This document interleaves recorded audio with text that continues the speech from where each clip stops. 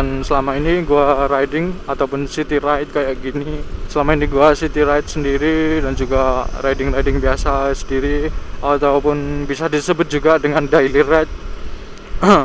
Gua nggak pernah, alhamdulillah gua nggak pernah nemuin hal-hal atau kejadian-kejadian yang nggak diinginkan.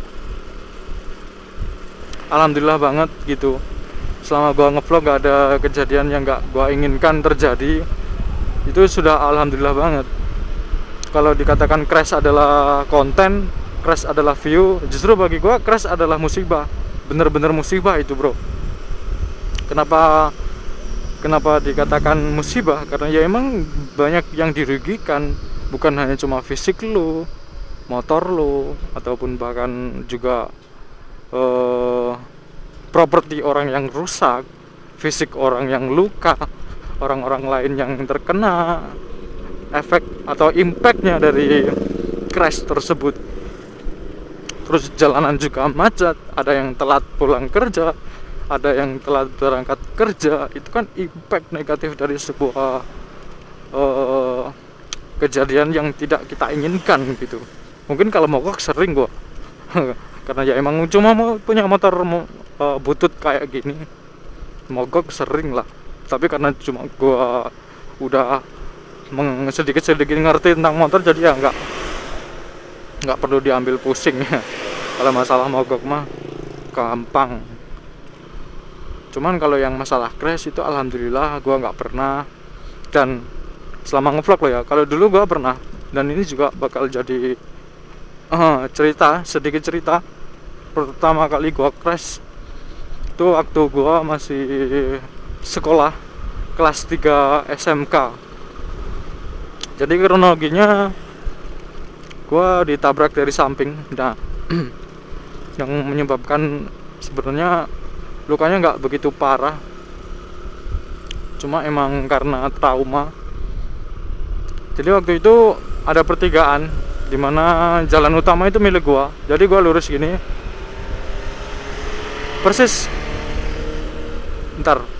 kayak pertigaan di depan ini yang bakal gua bahas. Jadi pengalaman pertama kali gua crash itu karena ditabrak dari samping. Nah, persis kayak mas-mas ini yang mau masuk gini, dia kan berhenti. Nah, otomatis gua di situ gua nganggap kalau dia tuh ngasih jalan dong.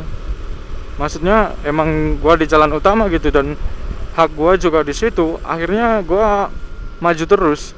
Gua belum berpikir kalau dia mau masuk ke jalan yang utama gitu. Pas di tengah-tengah, pas di tengah-tengah motor gua, dia masuk. Dan gua kaget di waktu itu. Akhirnya refleks gua lepaskan semua pegangan gua yang ada di motor, gua lepasin gitu aja. Dan kesalahan gua adalah gua nggak pakai helm full face. So, jadi sebenarnya di mata sebelah kiri gua, tepatnya di alis itu ada luka jahit, kurang lebih 3 jahitan kalau nggak salah. Dan waktu itu gua berangkat sekolah, itu gua jatuh prak gitu, terus motornya kebanting, nge-slide ke kanan, posisi tidur gitu kan, nge-slide ke kanan. Spion yang sebelah kiri itu pecah. Nah, ada satu pecahan kaca di spion itu nancep pas di pelipis dan sampai ke bawah gitu, ke pelipis sampai ke bawah, hampir kena mata. Dan di situ gua kapoknya bawa helm half face yang ternyata nggak se-safety yang gua kira. Gua langsung nutupin muka sebelah kiri dengan tangan kiri gua. Nah, yang di belakang gua tuh teman-teman gua. Ada juga satu guru sekolah gua. Waktu itu gua masih ingat, karena pas jatuh itu pas jatuhnya semuanya bener-bener gelap. Gua nggak inget apa-apa. Orang pas ketabraknya gitu, kaki gua kena kena spakbornya yang nabrak itu gua nggak ngerasa. Jadi refleks gua langsung gua banting, langsung gua lepasin motornya, dan gua langsung narik tas gua gunain tas gua itu buat alas punggung gua biar nggak baret-baret gitu. Jadi punggung gua aman, semuanya aman, luka dalam nggak ada. Cuma waktu itu kepala gua penuh dengan darah, bro. Pertama kali gua pegang kepala gua tuh nggak ada rasa apa-apa gitu.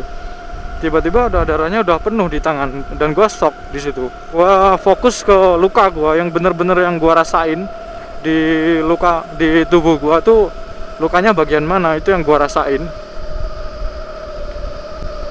Dan akhirnya gua dibawa ke rumah sakit sama guru yang di belakang gua. Jadi di belakang gua tuh ada guru sekolah gua.